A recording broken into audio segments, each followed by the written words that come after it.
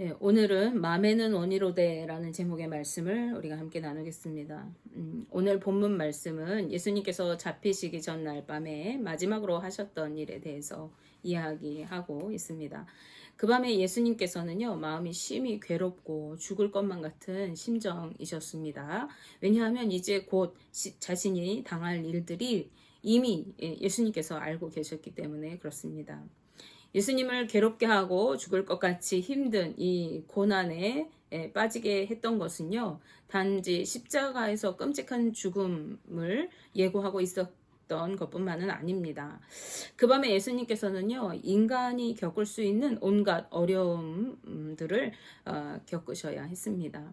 그것은요, 자신과 늘 함께 했던 제자 중에 한 사람인 유다가 자신을 돈을 받고 스승인 자신을 팔아 넘기고 또 그것뿐만 아니라 다른 제자들 역시 모두가 예수님을 부인하고 떠나가는 배신을 겪어야 하셨기 때문이죠. 또 잡히셔서는 공회에 끌려가고 사람들의 멸시와 조롱과 매질을 당하셔야 하는 상황에 놓이게 되었습니다. 눈앞에 닥친 이 엄청난 시련 앞에서 예수님은 하나님께 기도하실 수밖에 없었을 것입니다. 예수님께서는 기도하기 위해서 잠시 후면 자신을 배반하고 떠나갈 이 제자들과 함께 겟세마네라고 하는 산에 오르시게 됩니다. 그리고 제자들에게 내가 기도할 동안에 너희는 여기에 앉아 있으라 라고 이렇게 말씀하세요. 그리고 기도할 동안 그들을 기다리게 하십니다. 그런데 베드로와 야고보와 요한은 따로 데리시고 그들보다 좀 더 걸어가신 거예요. 그리고 이때 예수님께서는 사랑하는 이 세 제자에게 이렇게 말씀하십니다. 마가복음 14장 34절 말씀에 말씀하시되 내 마음이 심히 고민하여 죽게 되었으니 너희는 여기 머물러 깨어 있으라 하시고 이렇게 말씀하세요. 내가 지금 고민이 너무 많아서 마음이 죽을 만큼 몹시 괴롭다. 그러니 너희는 내가 기도할 동안에 여기 내 곁에 머물러 있으면서 나와 함께 깨어 있어 달라고 말씀하십니다.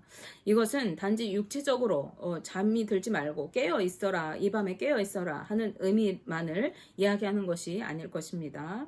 주님의 심정을 함께 헤아리고 또 함께 기도해 달라는 말씀일 거예요.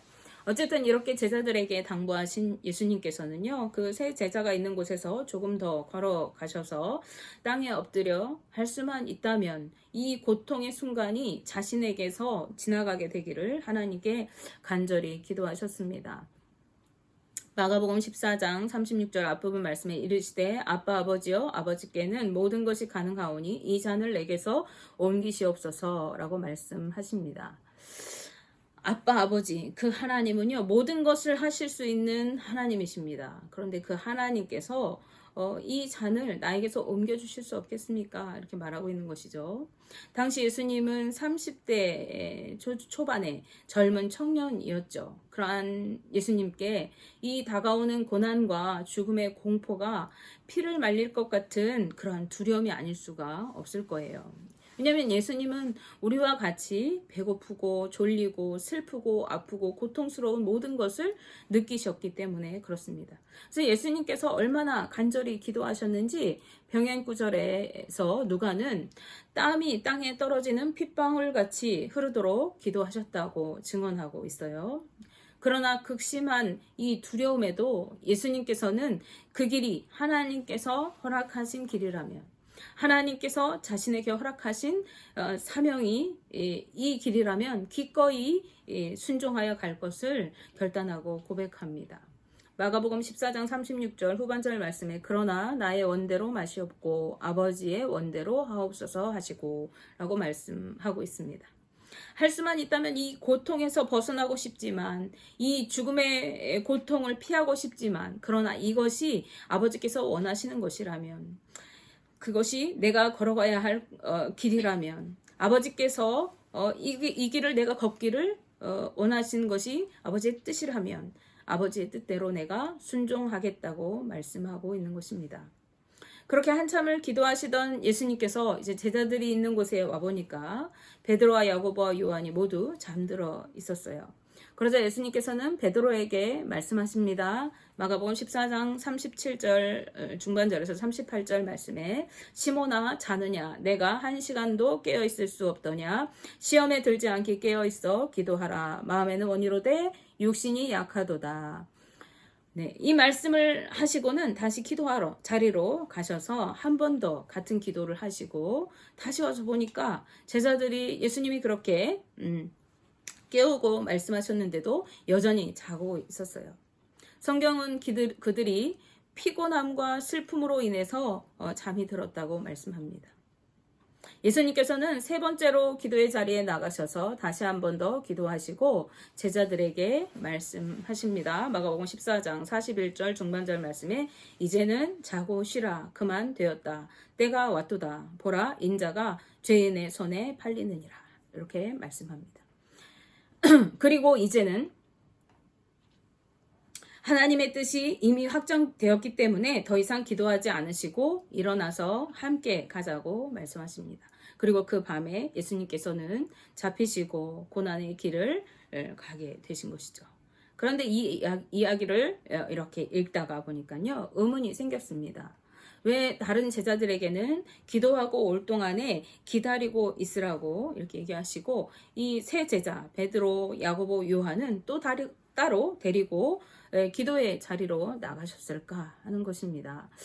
이들에게 뭔가 특별한 것이 있었을까? 다른 제자들과 다른 뭔가가 있었을까? 이들에게 공통점이 무엇일까? 이렇게 묵상하다가 성경을 보면서 이렇게 묵상하다 보니까요. 공통점을 하나 발견했어요. 그것은 뭐냐면 이들은 주님과 함께 하겠다고 나섰던 사람들이라는 거예요.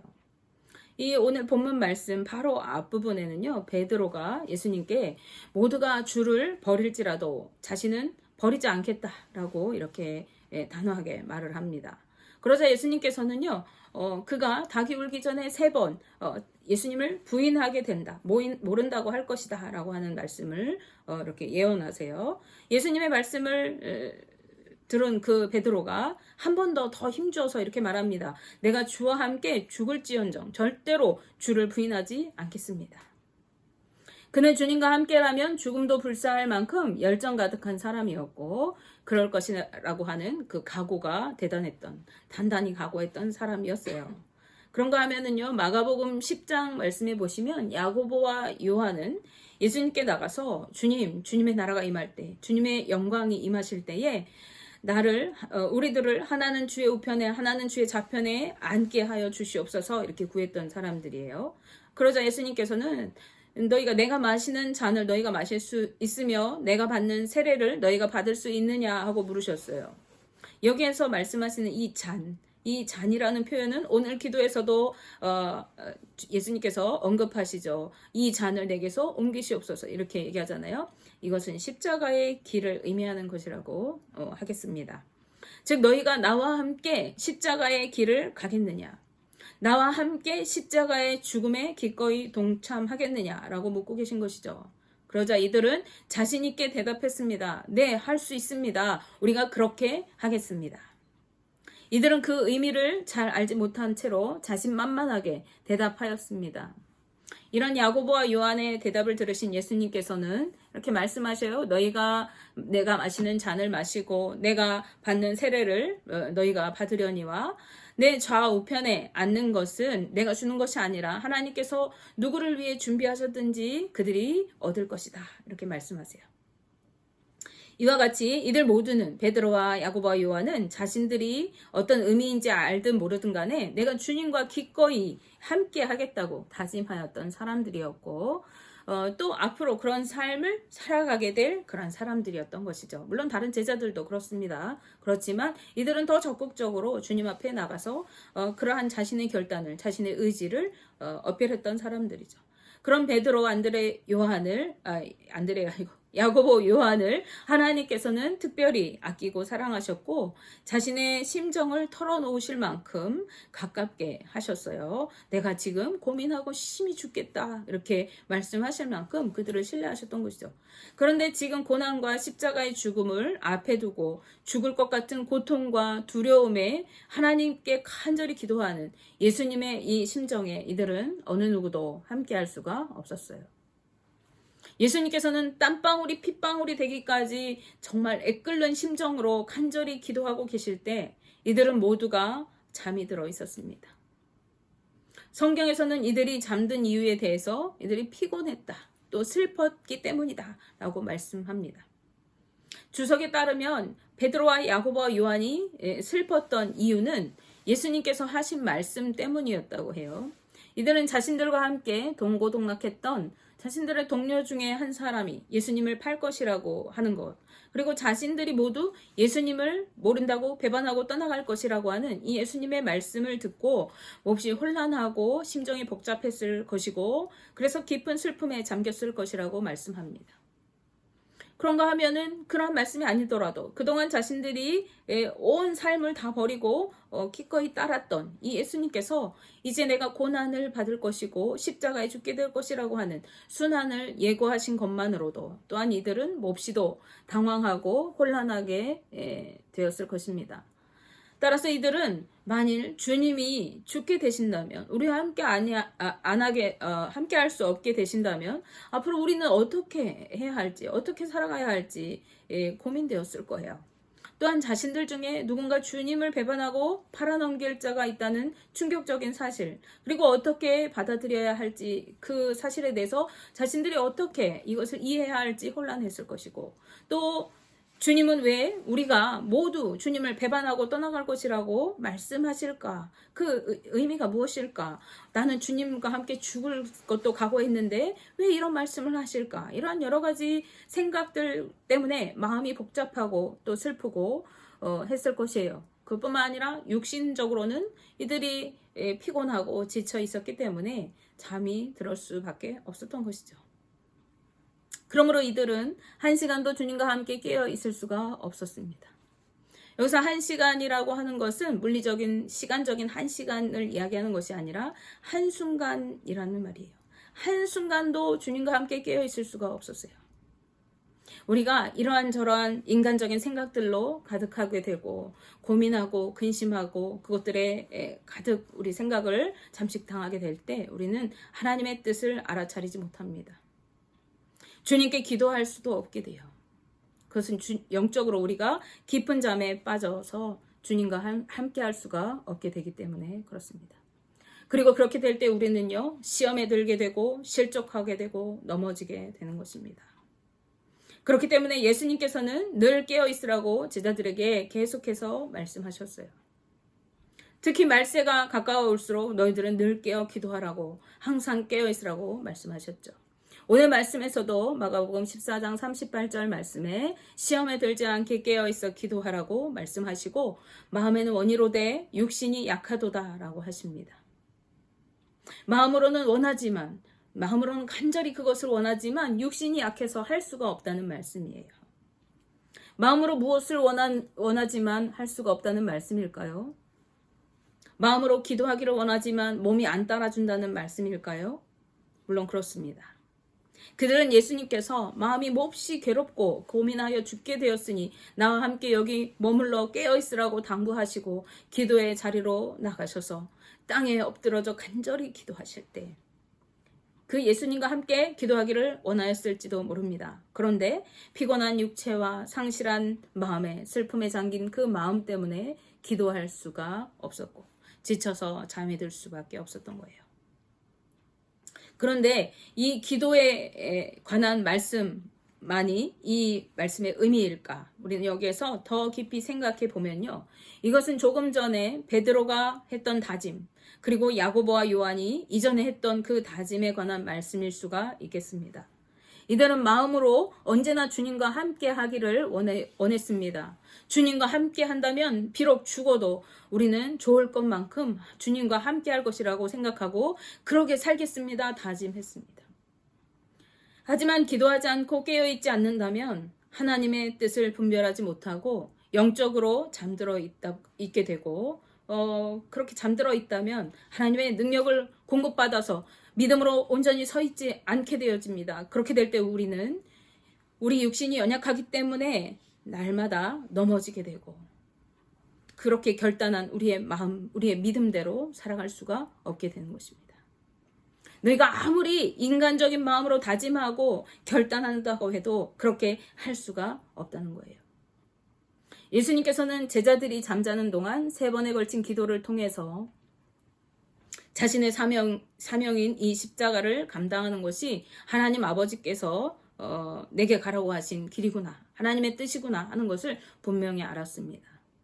그리고 순종하여 그 길을 걸어가겠다고 하나님 앞에 고백합니다. 그리고 이제 그때가 바로 자신의 코앞에 와 있었던 것입니다. 하지만 주님과 함께 하겠다던 이 제자들, 주님과 함께 기도의 동산에 올랐지만 이런저런 세상의 염려와 고민과 근심으로 슬픔에 빠져있던 이 제자들은 하나님의 뜻을 구하던 예수님의 간절한 기도에 한순간도 동참할 수가 없었습니다. 기도할 수 없었던 이들은 예수님을 향한 하나님의 뜻과 그 섭리를 온전히 깨달아 알 수도 없었습니다. 그럼 그들에게 예수님은 마지막으로 말씀하세요. 마가복음 14장 41절 42절 말씀에 3번째 오사 그들에게 이르시되 이제는 자고 쉬라. 그만 되었다. 때가 왔도다. 보라, 인자가 죄인의 손에 팔리느니라. 일어나 함께 가자. 보라, 나를 파는 자가 가까이 왔느니라. 이렇게 말씀하십니다. 이제는 너희가 1시간도 깨어 있을 수 없더냐고 책망하시는 대신에 이젠 자고 쉬라. 그만 되었다. 이렇게 말씀하십니다. 하나님의 뜻을 구하도록, 하나님의 뜻을 깨달아 알도록 너희가 함께 기도해라. 하나님의 뜻이 이것이 맞는지 너희가 나와 함께 기도해다오. 내가 지금 마음이 너무 괴롭고 힘이 들다. 이렇게 말씀하셨던 예수님. 이제는 너희가 기도할 것 없다. 이제는 자고 쉬라. 그만 되었다. 이렇게 말씀하시는 거예요. 이미 상황이 시작되었다. 하나님의 구원 계획이 이미 성취되기 시작했다. 그러니 이제는 그 뜻을 구하며 기도하지 않아도 된다. 이렇게 말씀하시는 거예요. 그리고 함께 가서 그 될 일을 보자고 말씀하십니다. 이 말씀을 통해서 우리가 생각할 것이 있습니다. 한 가지는요, 우리가 아무리 마음으로 다짐하고 결단한다고 하더라도 이 인간의 결단만으로는 그것을 이룰 수가 없다는 것입니다. 내가 아무리 주님을 믿어야지, 내가 주님 뜻대로 살아야지, 하나님과 동행하며 예수님을 증거하는 삶을 살아가야지, 말씀대로 순종해야지, 아무리 다짐한다고 해도 우리 인간은 연약하기 때문에 그 결단을 온전히 이룰 수가 없다는 사실입니다. 그렇기 때문에 우리는 하나님의 도우심을 구하며 날마다 기도해야 합니다. 늘 깨어 기도할 때 우리는 시험에 들지 않고 하나님의 뜻을 옳게 분별하면서 믿음으로 살아갈 수가 있는 것입니다. 또한 우리가 기도할 때 내 결단과 의지로 살아가는 삶이 아니라 성령님이 인도하시는 삶, 성령의 능력을 공급받아서 성령을 따라 살아가게 되는 삶을 살 수가 있는 것입니다. 예수님께서는 보혜사 성령님을 보내실 것을 이미 약속하셨습니다. 우리가 구할 때 하늘 아버지께서 성령을 주시지 않겠느냐라고 말씀하시면서 성령을 주시기를 간구하기를 말씀하셨어요. 그리고 성령께서 우리에게 오실 때 그 성령께서 우리에게 죄에 대하여, 의에 대하여, 심판에 대하여 우리를 깨우쳐 주시고 예수님께서 일러주신 하나님 나라의 비밀을 알게 하실 것이라고 말씀하셨고요. 또 성령님이 임하시면 우리에게 권능을 주셔서 예루살렘과 온 유대와 사마리아와 땅끝까지 이르러 예수 그리스도의 증인으로 살아가게 하신다고 말씀하셨어요. 내 결단으로, 내 힘으로 내가 예수님 증거해야지가 아니라 성령의 권능을 입어서 성령께서 주시는 힘으로 예수님을 증거하는 삶을 살게 될 것이라는 말씀입니다. 우리는 내 의지와 결단으로 살아가는 삶에 머물러서는 안 되는 것입니다.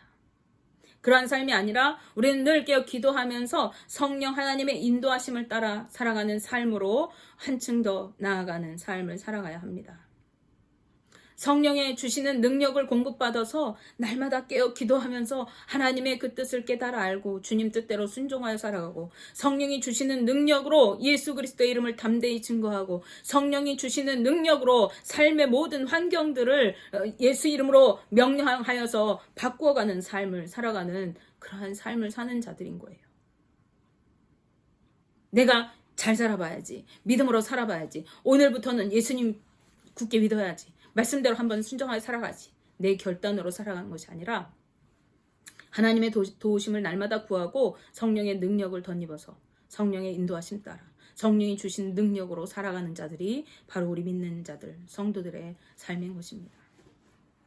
원하기는 저와 우리 성도님들 모두가 의지적인 삶이 아니라 주의 인도하심 따라 믿음으로 살아가는 성령의 삶을, 능력의 삶을 살아가게 되시기를 주님의 이름으로 축복합니다. 기도하겠습니다.